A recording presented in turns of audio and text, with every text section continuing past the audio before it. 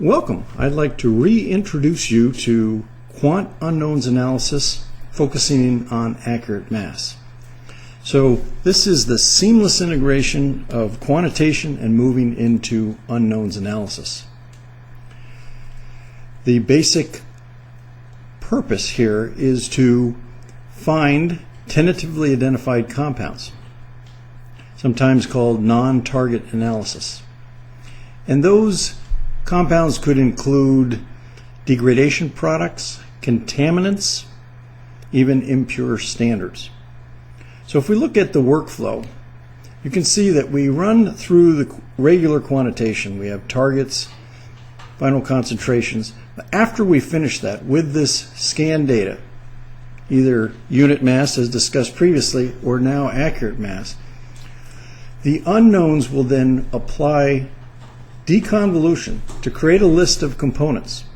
Those components will be matched with a spectral library, and some components will match up and be promoted to hits. Now the hits then fall into two big bins. The first is if they match up with previously identified targets according to the criteria, they will end up target matched and be classified as target hits. Those which you're interested in now, which you have not seen, are the non-target hits. And after you've reviewed those in the unknowns presentation, you can then promote those to what I'll call tentatively identified compounds. A couple important points in comparing unknowns analysis is the fact that unknowns uses a different technique. Quantitation, of course, extracts, producing an extracted ion chromatogram, and you see the spectra from the averaged. In unknowns, we're using a technique called deconvolution, which in brief finds the ions that elute together in a model peak shape and groups those together into a component. And as you can see here, we have a library of spectra that we've collected, and it's going to match up against that spectra, giving you a library match score. So that's an important distinction between extraction of ions and then deconvolution and library searching. So here we are looking at quantitation that we know and love, and moving on to quantitation. It's worth mentioning as an overview that we have a new TOF data access layer, which speeds up the quant analysis by a factor of 5.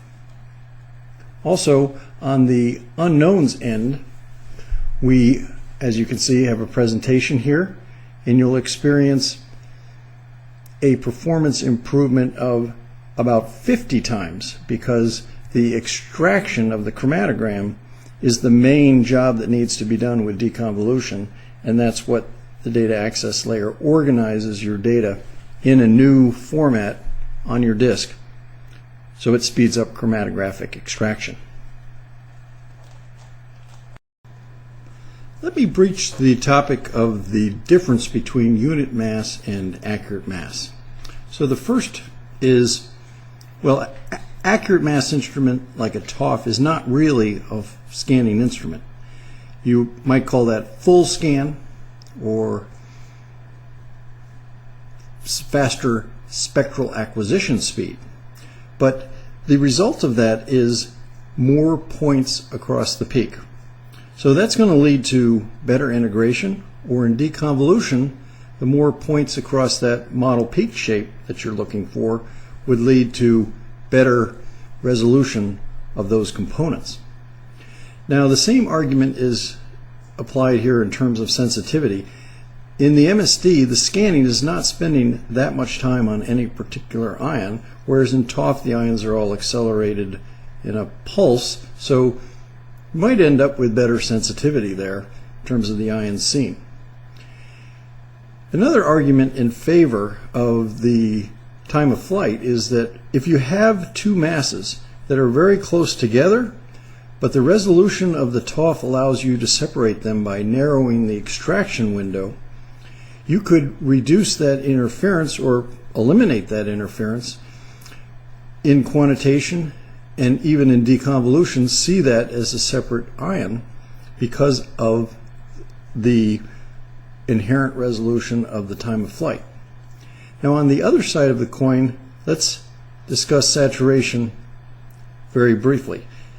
From a dynamic range point of view in quantitation, saturation is going to affect you on the high end. At a certain point, that detector will not be able to go beyond that because the ion that you're monitoring turns out to be saturation effects. And the same goes for deconvolution. Some ions could be affected, which could lead to a deleterious effect on your score. Let's breach the topic of EI versus CI and its effect on quantitation and unknowns analysis. So the first point is, generally speaking, in GCMS we're dealing with EI. So we do not have a strong molecular ion. So now we have to, in quant, figure out the strong fragment ion. Now we typically do that empirically, but if you want to have the exact calculated mass, you're going to have to figure out that fragment and get the exact calculated mass. So that's some work to be done there. Another point to be made is that unlike LC, which is blessed often with a molecular ion and the adics that you can predict, with the formula you can't really predict the molecular ion species unless you're in a soft ionization technique like chemical ionization. So that lack of formula and the ability to predict the pattern cleanly is a challenge for the EI side of the fence. So last, a comment about spectral library searching. You can certainly search the abundant libraries that we have with an accurate mass spectra against a unit mass spectra, and that works reasonably well. What is more interesting is to search an accurate mass spectra against an accurate mass library. Now, in order to create that accurate mass library with fragmentation spectra, you want to end up with the fragments again as exact calculated masses.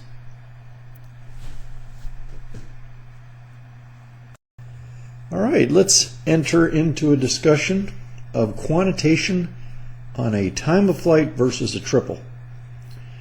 The first thing is it's hard to beat a triple. It has a sensitivity of 5 to maybe 50 times.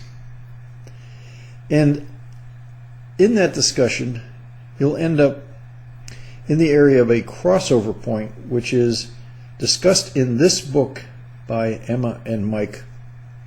I'd like to point that out.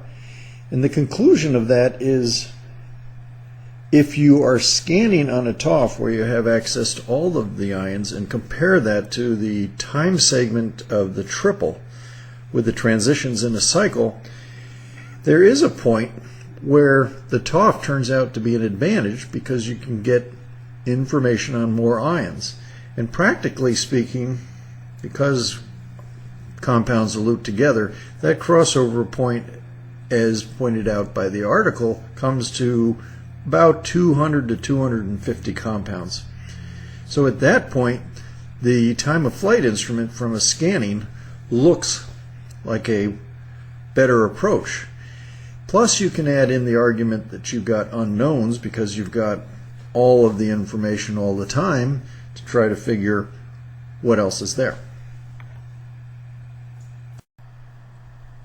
Thanks for your attention.